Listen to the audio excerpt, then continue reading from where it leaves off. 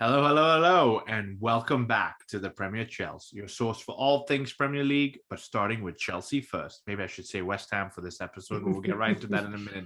Coming into you on your speakers and headsets, good morning, good afternoon, good evening. I'm Jackie from Houston.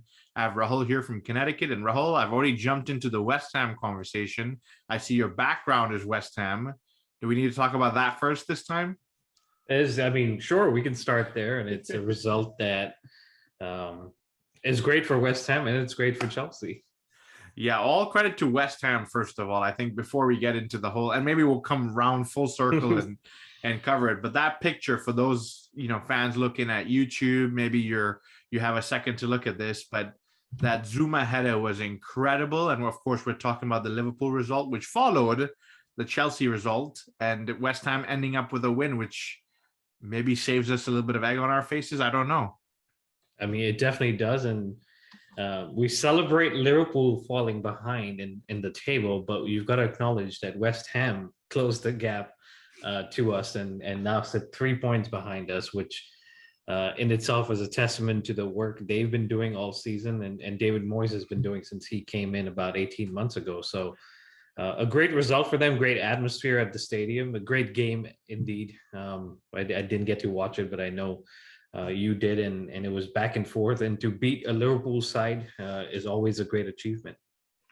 It is indeed, and maybe we'll circle back to it. Like I said, let's jump back into the Chelsea game, and then we'll kind of see how all of this played out and what it meant for us. But we did take on Burnley. We're playing the Ginger Mourinho, the famous Sean Dyche has been plauted for his style of play, his defensive stability, what he brings to the Premier League. Burnley, in fairness to them, have not done so well overall this season, but this result we'll talk about here in depth in just a second. But he kind of shook things up for Chelsea, didn't he? He did. I mean, he started with, as we expected, Mendy. Christensen came in, which we weren't expecting. At least you and I hadn't predicted that. Thiago Silva and Rudiger, we did predict. Reece James, N'Golo Kante, Jorginho, and Ben Chilwell, pretty standard. Ross Barkley got a start, and Hudson-Odoi continued, and Kai Havertz being the only option as the striker played. But like you mentioned, that you thought it was a 3-4-2-1, but it ended up being 3-4-1-2 with Barkley playing the number 10 position. It's interesting because we've played that 3-4-3 for a little bit this season, and then we've played that 3-5-2 for a little bit this season. This 3-4-1-2, whether it's kind of a mix of both where Barkley slips into the midfield or kind of pushes up into the final third, I quite enjoyed it specifically for this game, and I think it worked. And I think credit to Tuchel, we'll get into the results in just a minute here, but credit to Tuchel because it really suited the players that we have fit and the players that are available right now. Because yes, Ross didn't get on the score sheet, but he really thrived finding space in that pocket between our midfield and the strikers, as well as Burnley's midfield and the strikers. And that's precisely why he was playing. Tuchel mentioned that he saw has been seeing him in training. He's been performing very well, even though he doesn't get picked that often. So finally, he deserved his opportunity to start, and in a role where Tuchel thought would be something that would fit him well, especially in this kind of game where Burnley are going to sit deep, going to sit tight. Having a player with the ability, especially with Ross Barkley, to kind of float and just attract defenders and players that opens up spaces for the front too. On paper and from what we saw, at least for the first 70 or 75 odd minutes, it worked out. It worked out indeed, and I'll run through some stats really, really quickly here. I know we usually save that towards the end, but I think it will help tell the story of what went down. And overall in the game, Chelsea had 25 shots to Burnley's 5. And covering that first half versus that second half, you've got to think about Mendy didn't really have much to do. I mean, he could have pulled out a lawn chair and taken a break in that first half because I don't mean that disrespectfully. I mean, he really had nothing to do. Of those 25 shots, though, Rahul, only 4 on target for Chelsea versus Burnley's 2. So you start talking about maybe being clinical or trying to at least hit the target with some of the things that we're going through. We'll get into that in just a second. I'll get your thoughts. possession wise, 70% of the ball throughout that entire game versus 30%. We put together 660 passes versus Burnley's 285. 14 set pieces in terms of corners to Burnley's 2. So I'll stop here, pause for a second. I made it a little bit dramatic, but I want to get your feedback because the game ends 1-1. First half, we've talked about Mendy putting out his beach chair, having a margarita on the side, but the game ends 1-1. Let's dissect it a little bit. Shots on target, 25, 4 on target out of the 25. What are we doing wrong?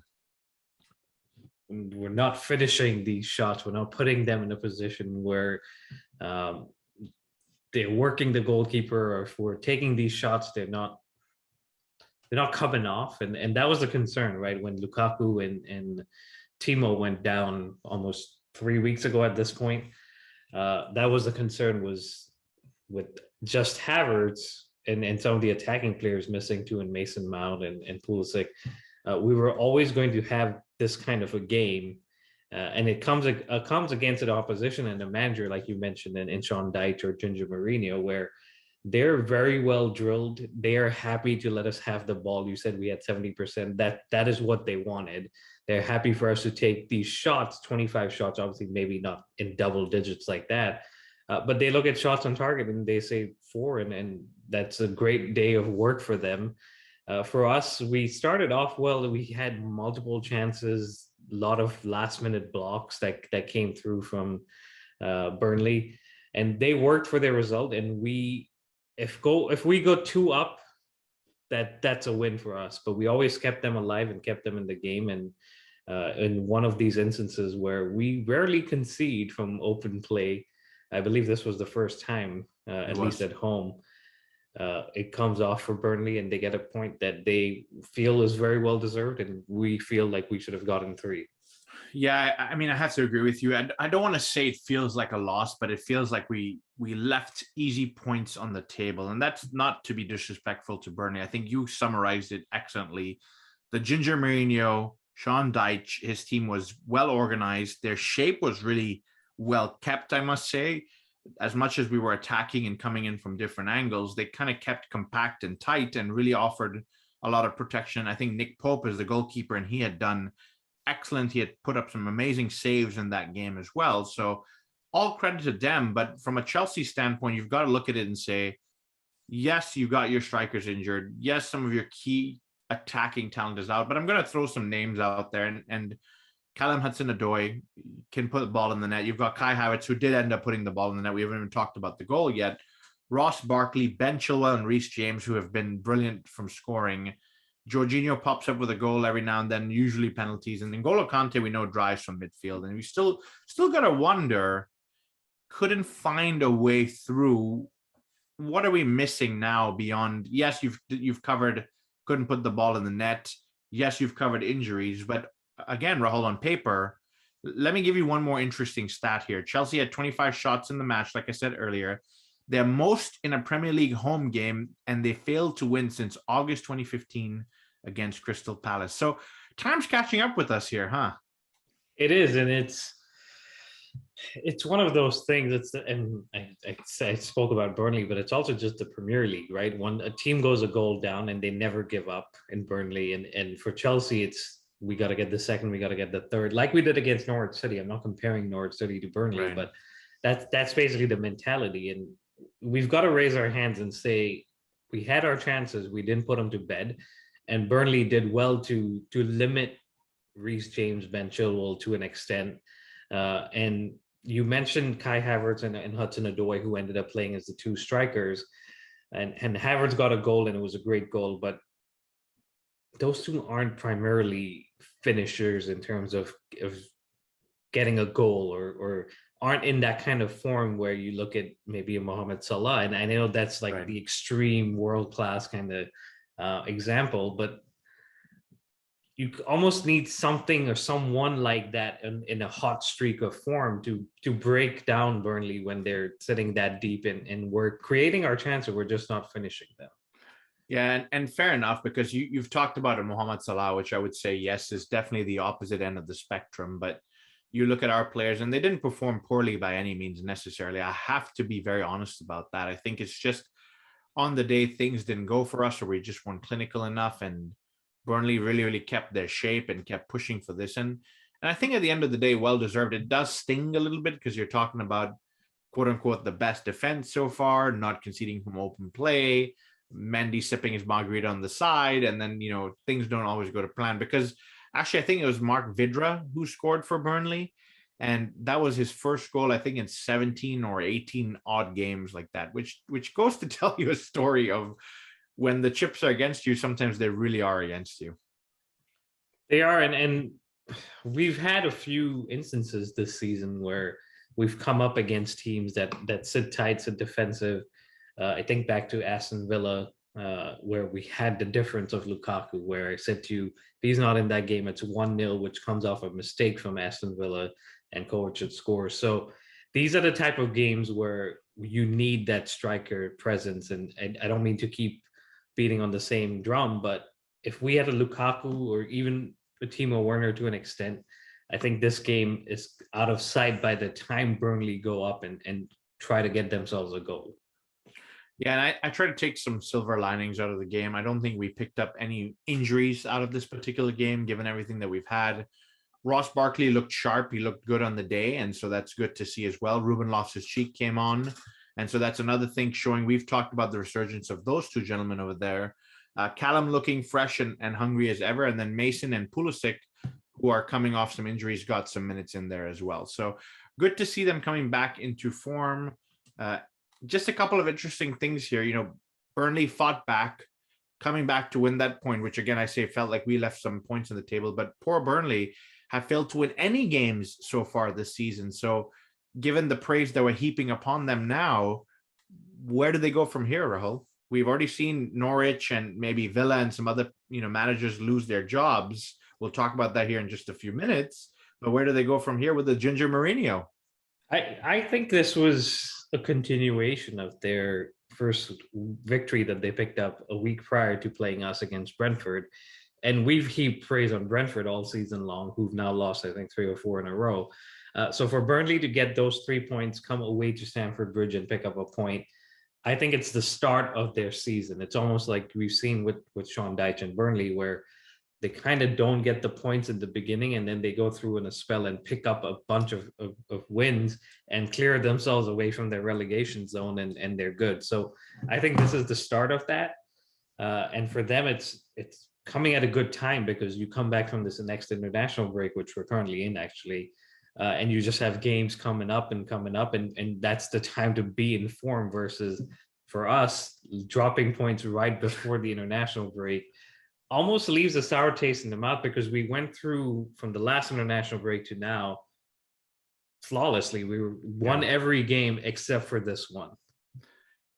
Yeah, it's definitely something to really pay attention to. And one interesting fact that I've been reading on the internet and kind of learning about is that our defenders seem to feel, and again, this is just an opinion, I'm not saying this is exactly what's happening, but our defenders seem to feel the pressure to almost contribute to goal scoring. We've talked highly about Reece James and Ben Chilwell, of course, Marcus Alonso when he comes in, but even the likes of Christensen, who scored his first Chelsea goal the other day in the Champions League, and you've got Silva and Rudiger, and you saw Rudiger making these lung-busting runs as he typically does, and I'm wondering, like, Rudiger, we've got 70% of the ball. We don't need you bombing in there. But you almost have to wonder where, if they're feeling it, saying, what can I do? Because, the center backs, the defenders have really contributed to goals. What can I do to help this team? And I personally like to see that. I like to see that everybody's giving their 100%, even the defenders, as far as the final third goes. But you've got to wonder and you've got to hope. And I don't think this is a call for crisis. I hate to make it sound like that. Even Tuchel was interviewed and said, yeah, we'll just stop everything we've done. We're top of the table. We'll change our game plan. We'll change our formation. I don't think it's a call to crisis. I think a few tweaks need to be made. A few minutes extra have to be spent on finishing, maybe in training, just to get us to be a little more clinical at this point in time. It's not a call to crisis, but it's a wake-up call. Yeah, fair enough. And it's a wake-up call that comes, again, like we were saying for Burnley, it comes at a time where we know when we come back from this international break, we've got Leicester City, we've got Manchester United, we've got West Ham coming. just some of the names I can think of right off the top of my head. So it's a wake-up call to say, yes, this Burnley game didn't go exactly the way we wanted. And yes, we ended up with some positive results from the other side of London that help us stay at top. But to be at the top at the end of the season, we need to not have these games happen again, especially at home. I get it, away from home, Burnley fight back. A draw isn't a bad result. At home, it feels like a loss, like you were saying. And it's not just a wake-up call for the players, it's also a wake-up call for Thomas Tuchel, because those two subs that you mentioned, Mason Mount and Christian Pulisic, came a little too late in this game. And we can definitely touch on that now or in a couple of minutes. But for me, those two should have almost come in when we were in that position with the first goal, with the one goal that we had scored, because you're almost saying, I know I trust my defense to hold off, but I'm going to go and get this second goal so that if for any God reason that we give up a goal, we've got another one in the bank. Versus what we saw was those two came on and it almost became a scramble at the end. And we panicked a little because we were like, we need to get this goal, and almost conceded a second from Burnley. So it's a wake-up call. And we know Thomas Tuchel's a smart man. He's got his tactics right. And he's not going to let this team or group of players slip up. But you always need these reminders on the pitch versus in training or what the manager says. I think you're spot on. I think that's a very fair analysis, and the fact that the game almost went, for lack of a better word, stale. We've seen this in previous management or previous regimes. I can think most recently of with Sarri, where we would have the ball for what felt like hours on end, and you would say, are we going to make a change to do something different? Are we going to hold the ball a little bit better? I mean, you kind of sit there and wait and watch, and I was scratching my head wondering, like, Pulisic's been out for a long time. Burnley with 30% of the ball, not necessarily, yes, they had a good shape. I keep repeating that, but not necessarily aggressive where they're trying to hurt us or injure us. Maybe it's the right time for Pulisic to get a good 30 minutes there, to get a full run out, but to show Tuchel what he can do, B, maybe with all the ball, that possession we have, put a goal or two in the net. And then you talk about Mason Mount, who's been outstanding for us in the season before, kind of off the boil now. Maybe this is kind of the game, again, with so much possession, to let him kind of operate. And similarly to even Ruben Loftus-Cheek, I question whether he could have come on earlier on, because you've got Jorginho and Kante who have played a lot of football, and Ruben's looked great this season so far. Maybe he could have come on and contributed to that forward pushing momentum. But look, we can sit here and argue all day. I'll get a wrapping thought on the entire game from you in just a minute here. But one more thought I'd like to leave you with, which is an interesting stat that I've read, is 6 of the 7 points Burnley have won against Chelsea in the Premier League have come at Stamford Bridge. So a little bit interesting to talk about. You talked about home versus away, so it's interesting to read this stat, but I'll let you wrap up some thoughts on this game before we move on. No, look, I think we're spoiled a little bit. Like I mentioned, in the last month or so, we won every game. And no team, not Chelsea, not any other team in this world, has the God-given right to win every game. But you're at home, you've gone one up against a tough side. It's an opportunity to kind of open up a gap, even though Liverpool weren't playing till later in the day. City had already won their game. It was really just an opportunity for Chelsea to continue the momentum. And I'm not saying we've lost it, but losing points before international break, and you now wait 2 weeks until your next game, almost feels like a missed opportunity in this title race. And only time will tell, but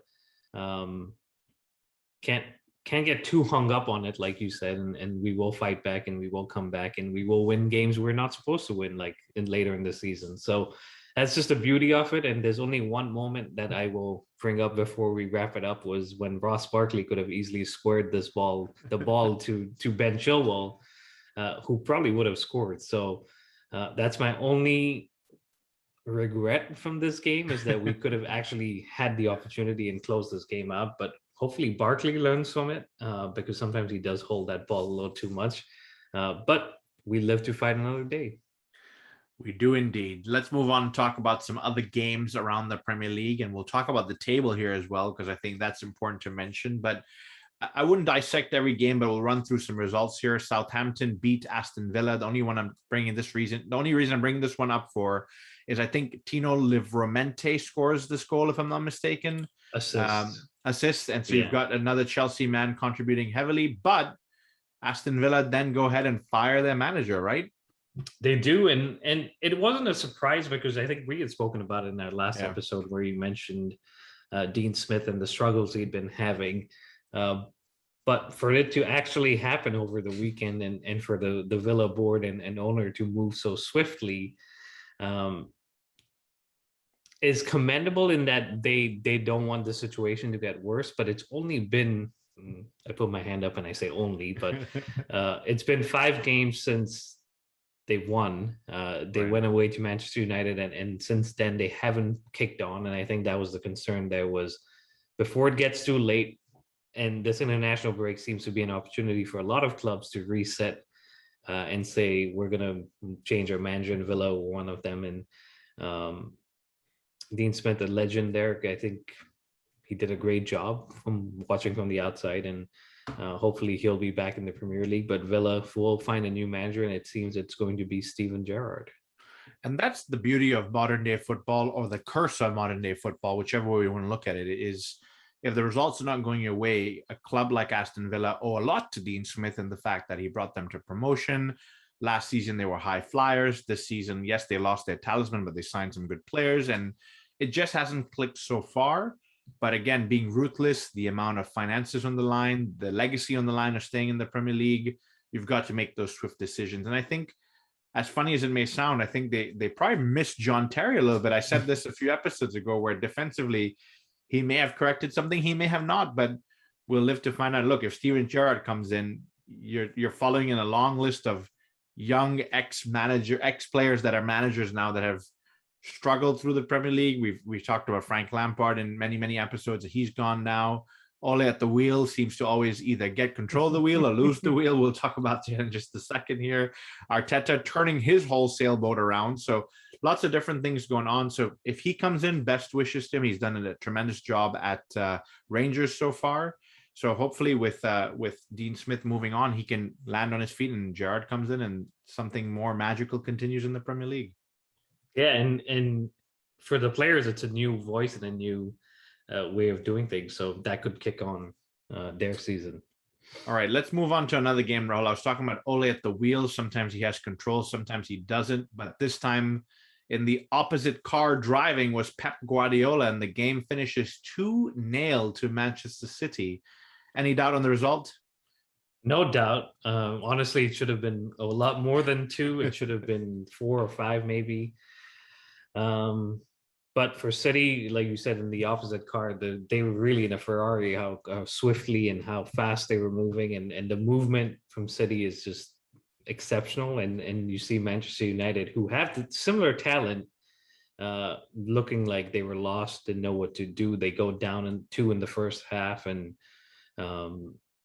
it's just, you don't expect that from Manchester United. And we sat here exactly a year ago and we're saying the same things, and you saw how Ole turned it around. But I don't know if he turns it around this season, and it's simply because I think there's just so much noise around him and everything he's doing. And with the last 2 home games, Liverpool and now City, it just doesn't look like a club or manager or coaching staff that's working towards fixing some of these issues. No, and I think you said it right. I think based on their current squad, they have good talent or similar enough talent. Yes, City have an incredible squad, don't get me wrong, but similar enough talent to at least compete with Manchester City, at least in a one-off game. Maybe you don't want to talk about the whole season, but on a one-off game. But this particular one in Liverpool shows that there is a difference, a tremendous difference in who's driving the team at that point in time. And so not much other to be said here. I think Manchester City kind of was in half gear, not even first gear, and they controlled the game. So it's scary to see what they can do if they kind of shift gears from here on out. So let's move on and talk a little bit about Brentford versus Norwich, and another sacking coming out of Norwich. But Brentford, on the other hand, it ended up 2-1 to Norwich, And Brentford, on the other hand, with the high flyers early on the season, seem to have lost the plot now at this point, huh? They have, I think, injuries, and I guess teams just figuring them out. They haven't been doing well at all this last month or so, at least. And I think they've lost to Chelsea, they lost to Leicester, they lost to Burnley, and now they've lost to Norwich City, which is a kick in the teeth because you end up losing to a team that's sitting rock bottom and gets their first win away from home at Brentford. But that still wasn't enough for Daniel Farke to save his job. And um, unfortunately or fortunately for him, it comes after a first win, so he can walk away with his head held high. Yeah, it's one of those interesting ones as well, where you look at Brentford, and I think 4 or 5 weeks ago they were top four, and we were talking about European football, and now how crazy and how quickly they're dragged into 14th 14. position, Rahul. And it's interesting because I can talk about Arsenal in a second here, and they're sitting in fifth, who were 15 to 16 just 2 or 3 weeks ago. So again, the Premier League is a dangerous slide. You can go up or down very, very quickly. You've got to watch yourself, and Brentford need to catch themselves very, very quickly, or they're going to find themselves back in that relegation battle. Another game that we want to talk about was Arsenal. Like I just said, they seem to have turned their fortunes, their gameplay, their team selection, their managerial woes all around, and they're climbing the table, like I said, very, very quickly. They're sitting in fifth with 3 wins in a row. They are, and they haven't lost a game since the end of August, which was against Man City, where they conceded, I believe it was 5. Mm-hmm. And since then, they've turned it around, wins, draws, and they haven't lost a game in 10 games. Lost a game, and I believe in 10 games. So credit to Arteta. We've sat here and said, should he be leaving? Do they need to move on? And they've stuck with him. And the players are pulling for him, and you can see that from the performances. And I have to put my hand up and say I had doubted Ramsdale earlier this season. But he's coming up big, and I think Chris Wilder said it the best. He said if he had performed the same way last season, he'd still be in a job in the Premier League.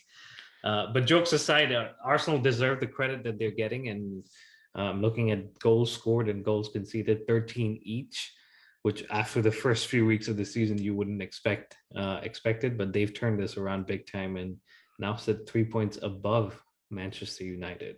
Yeah, it's an incredible story so far. And because we'll talk a little bit about international break in just a second here, it's good to talk about the likes of Saka. It's good to talk about Emil Smith-Rowe, these young guys that are in and around. And I know I think Saka made it to the England squad, but in and around the fringes of the England squad. You talk about this England squad and players that they have at their disposal that has still to fully mature or still to fully find their feet. I mean, we can even talk about Hudson-Odoi later on, but it's just interesting to see how they're all coming to full circle and what England might have at the next World Cup to select from. But good job to Arsenal overall. I think if they can continue down this path, they might be, as strange as it sounds, they might be in that top 4 running again when we were making fun of them early on in the season. So good job to Arteta. And for everybody who sent Arteta out, maybe we need to do another poll and see if they still agree with that or they want to keep him in now, given that there are not many top managers available at this point in the season.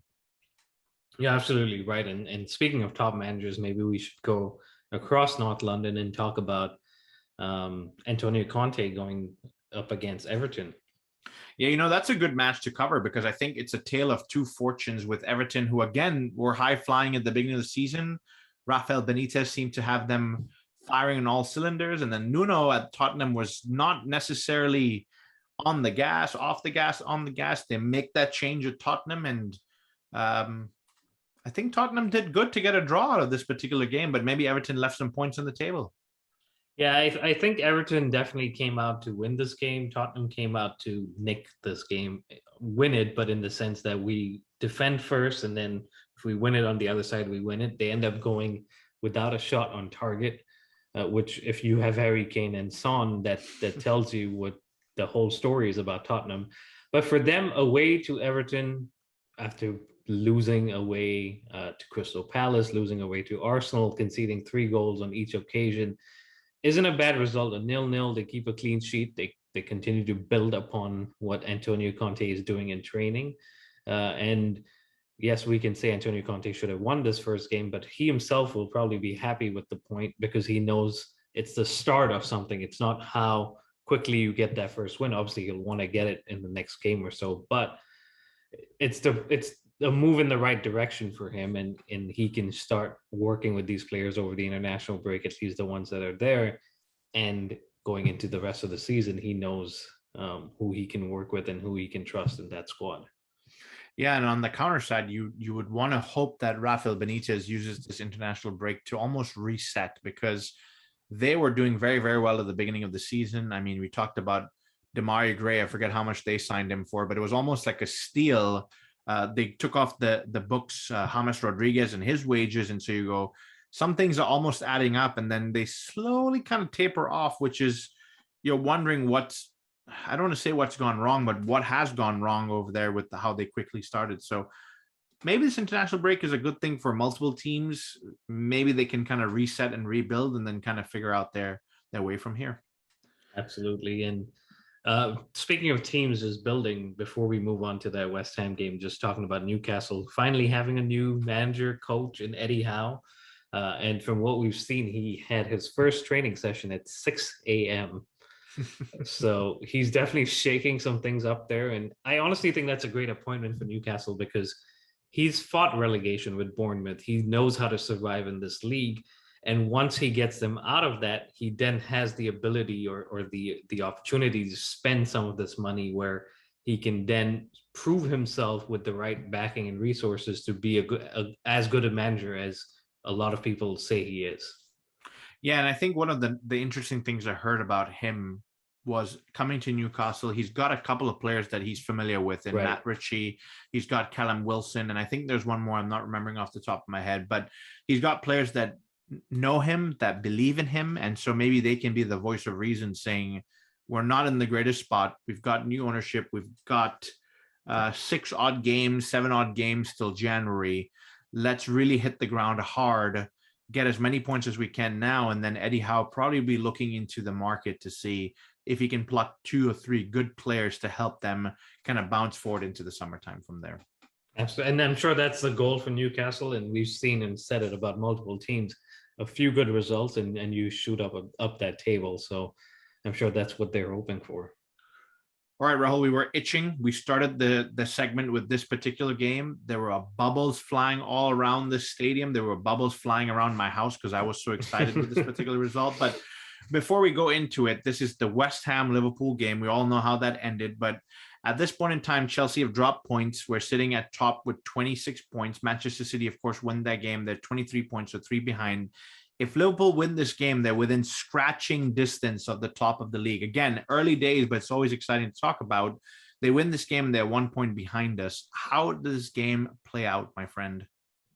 I mentioned it at the start. It started off with a bang with an early goal, an own goal from Alisson, which, if you've seen the replays, Klopp and Alisson and Liverpool were not happy. But I think it's a fairly straightforward goal, in that it's the antics of when you're defending a corner, they try to block the goalie off, but I don't really see anybody holding his hand, as Klopp said. So that's a start, and they go 1-0 up. Trent Alexander-Arnold comes back with, what a free kick. Wow. What a free kick. Yeah, that was incredible. And he makes it 1-1, which, you know what I found odd about that? So him and Salah standing over the ball.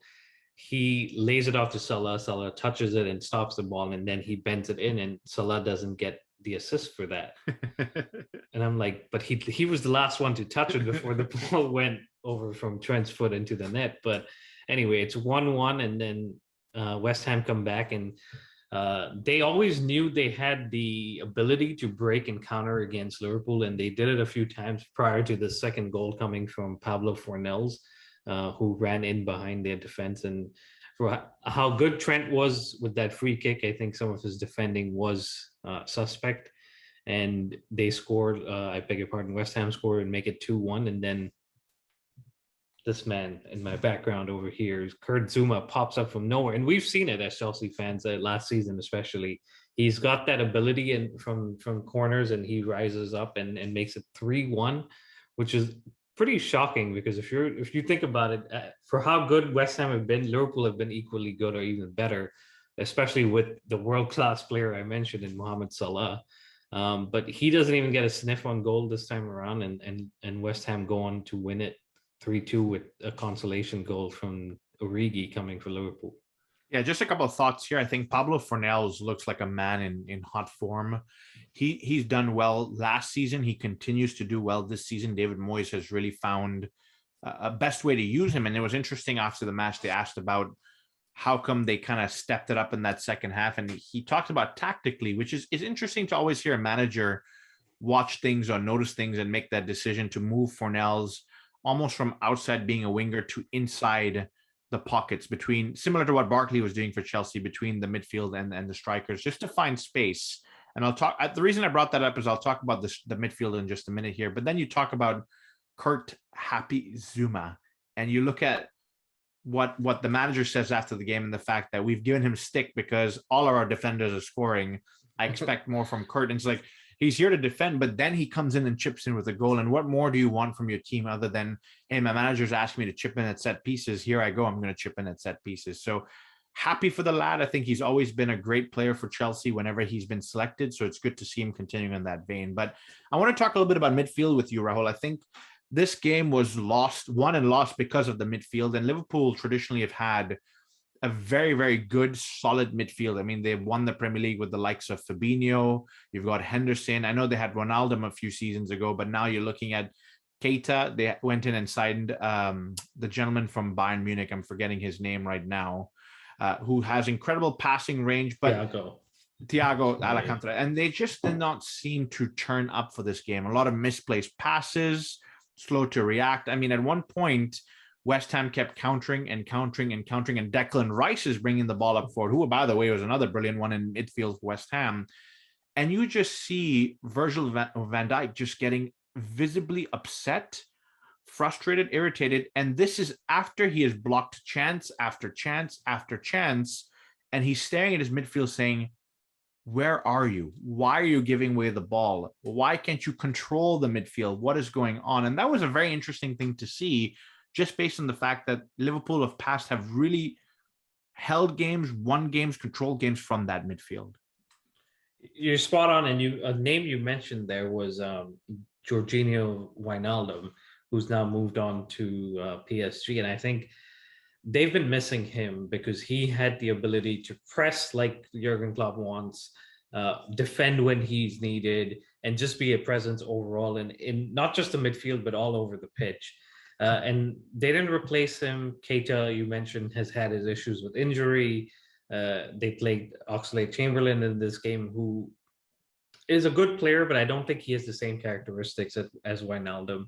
And so I think that's the missing piece there, is they need someone like Wijnaldum to do all of that work and make the rest of the team look good. I'm not saying one person makes a team, but it shows you the impact that he did have in the squad.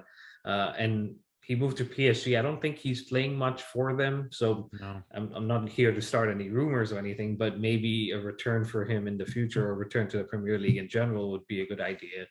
But yeah, that's the issue with, I guess, the midfield area you were mentioning.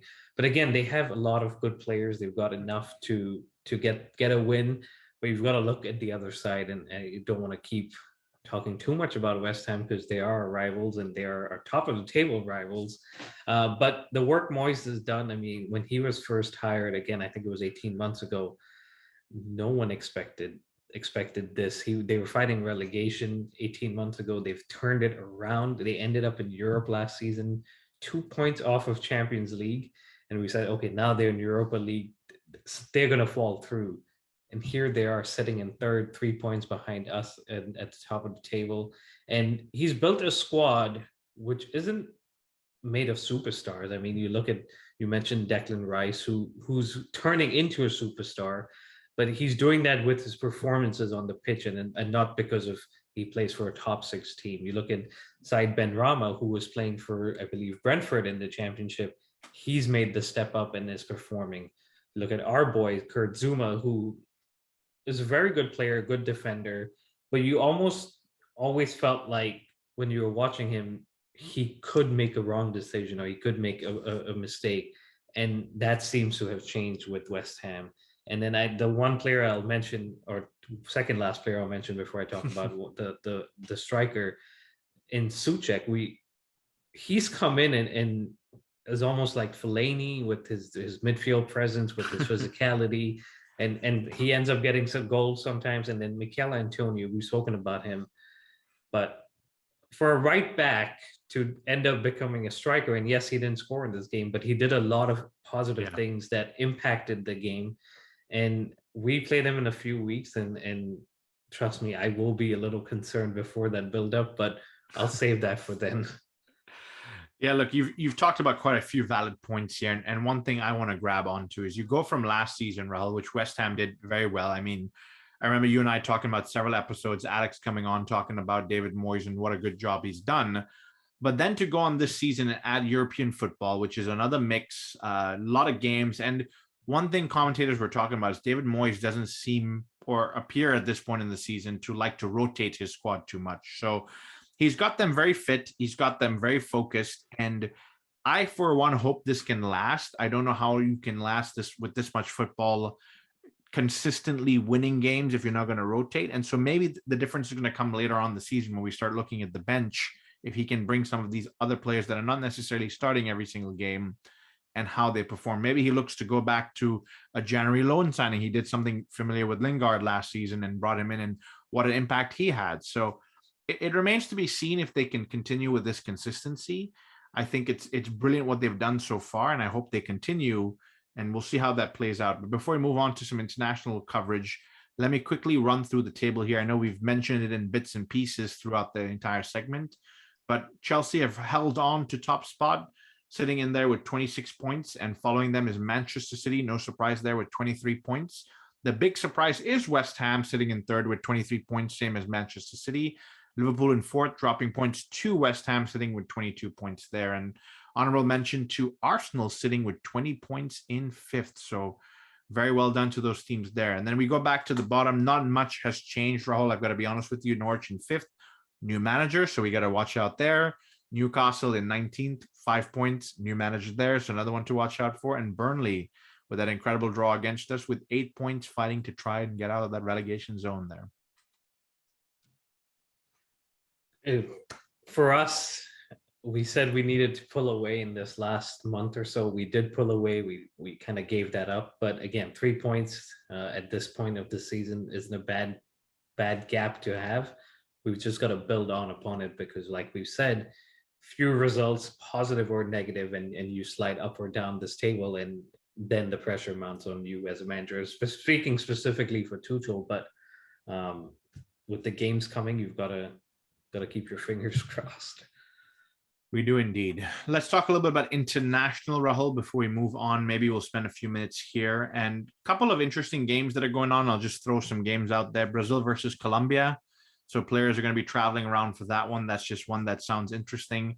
England versus Albania. Now, with all due respect to Albania, I think England should have this one in the bag, but lots of Chelsea players going out there from England, lots of Premier League players going out there to represent England in these games as well. So it's going to be interesting.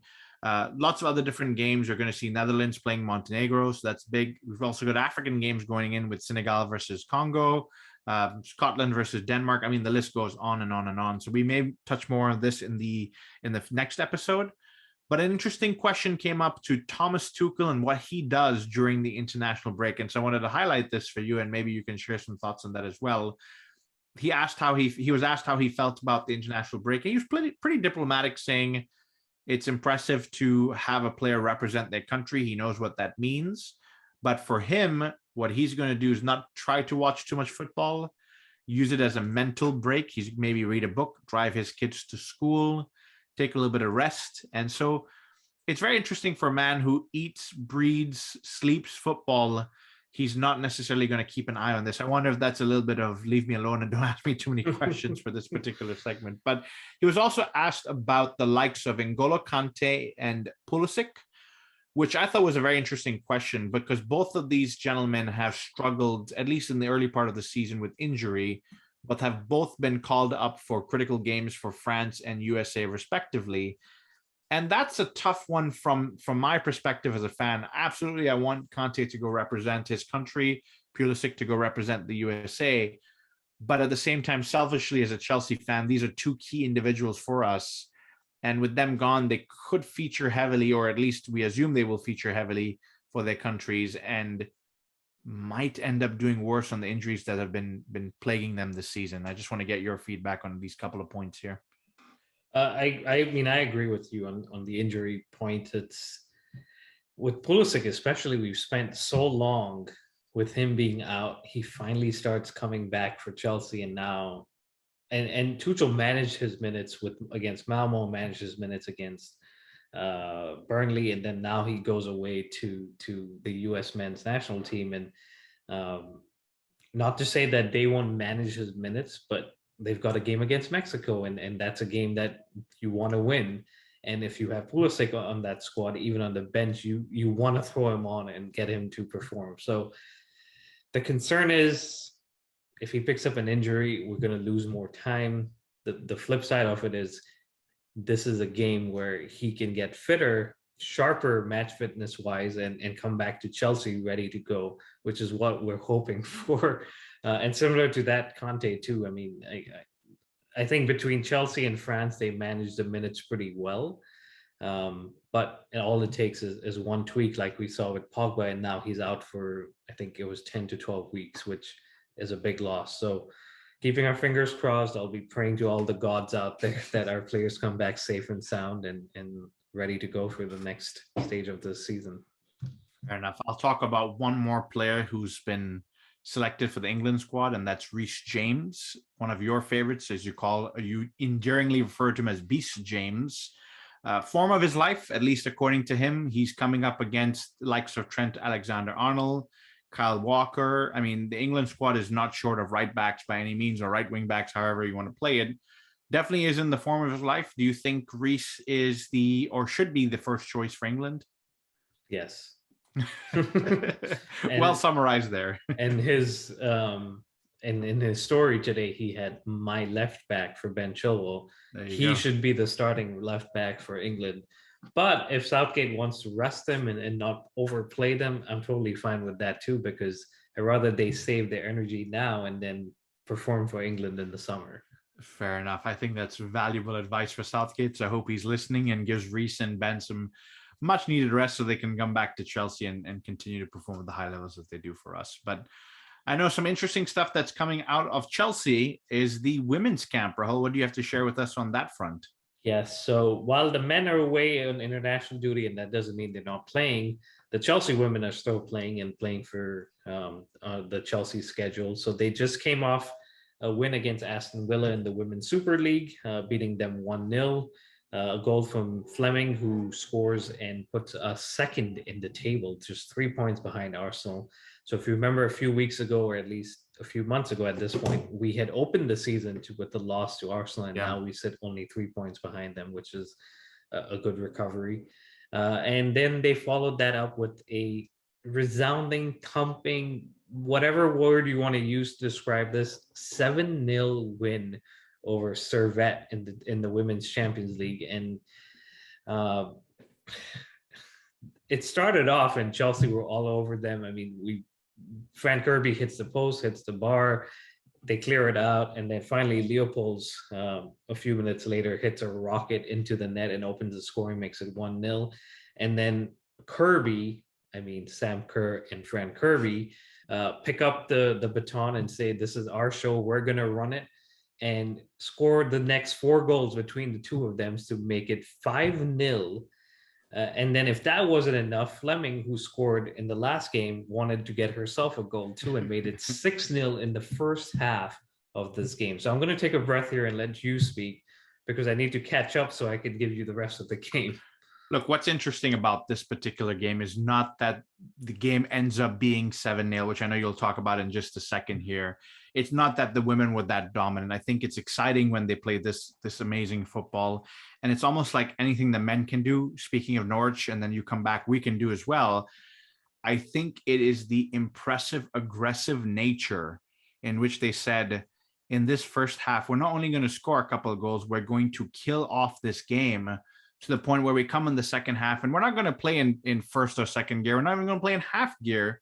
We're going to just play kickabout and rest ourselves just because we've done the business that we needed to in that first half. And I think, to me, that's very commendable, that's something that's critical for any championship driving team or team that wants to go win things, is do the business quick, do the business fast, do the business effectively, and then just keep your body at rest to continue to fight for a long season to come ahead. And I was thoroughly impressed. Yeah, and that's the beauty of it, right? Is that you within the first 30 minutes, this game is over. And then you have to be a professional and continue to do your job, which doesn't mean you don't score the goals if the opportunity comes, but you don't go out of your way to embarrass a team, Right. Which in all due respect aren't at the standard that Chelsea are at. But they are in this group stage of the Champions League, and they deserve to be there. And Chelsea, on the same token, deserve to be playing the way they do, and they go ahead and make it 7-0, like you mentioned, early in that second half. Guru right hand makes it 7, and it ends 7-0, which again, it could have been a lot more. It could have been 6. It could have ended at the first half, but Chelsea do the job that they have to. But the highlight of the second half is a return for Maren Mielda, who had injured her knee in March earlier this year and has spent most of the year recovering and coming back and rehabilitating. And she gets a few minutes, and that's almost like, yes, we won 7-0, but that's more fulfilling to see, because she was a big part of the squad. She got injured. She missed out on the run for the second half of last season, but now she's coming back, and that only adds to our options in the squad that are all firing, and Beth England herself could have scored towards the end. So it's great to see, and hopefully the men take some notes. We say this every time we talk about the women, but hopefully the men can take some notes in terms of killing off teams, and then just doing the professional job, like we were saying. Yeah, and before we wrap up, Rahul, just a quick shout out to Emma Hayes, because you posted something very funny about how she runs her press conferences, in that she's aloof. She keeps her cards close to her chest, but has a witty response to every silly question that comes out at her, which is great to see, because it shows that there's still a fire in her belly. She's still hungry to go out and win these games. And again, I keep coming back to the fact that after we finish the first half 6-0, we then go and take our foot off the gas, but control the match and end up finishing 7-0. So credit to her. I think the way she's managing things is incredible. And it's just going to be brilliant to continue to see how far they can go this season as well. And all these players are now, was it 3 months through 2.5 months into the season? They all fit, ready to go, finding their form, scoring goals, and it's just good to see, and it's fulfilling.